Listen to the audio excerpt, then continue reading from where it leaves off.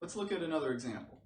So let's say you go to the grocery store and you're going with a $30 budget for the next few days worth of groceries. Now, once you get in there, you're probably going to pay more attention to your list and other stuff going on than your budget. So you end up coming out of there with $11.55 in meat, some cereal for $3.27, a bag of chips for $3.89, a bag of apples for $2.72, some noodles for $1.26, and because you need some nutrition, some bell peppers for $2.28.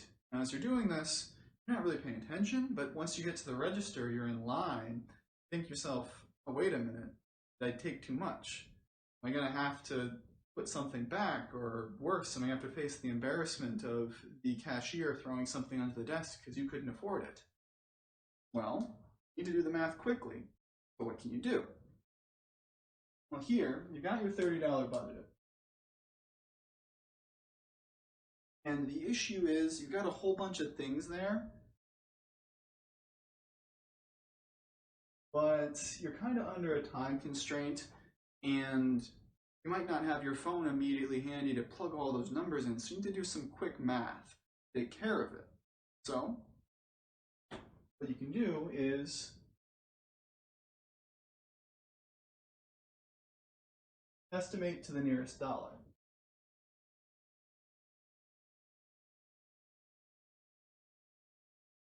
So you have your $11.55 of meat, so it's a couple pounds of steak. Well, you're on to the nearest dollar. 5 is greater than or equal to 5. Should have changed that symbology a little bit, but that's okay. So this is approximately $12. The noodles, the cereal, that was next on the list. $3.27, round that to the nearest dollar, and you would get, since that's less than 5, about $3. Next, you want to figure out whether or not your chips were too much. $3.89, 8 is greater than or equal to 5, that's approximately $4. The apples for $2.72, those will round up $3. Noodles, $1.26, will round down to a single dollar. And finally, the peppers will round down $2 because 2 is less than or equal to, or is less than 5. So if you add all this up, you'll have 12 plus 3, 15, 19, 22, 23, for a total of approximately $25, which, thankfully, is less than $30. So, walk right up to that register with confidence, and when you go through there, you'll find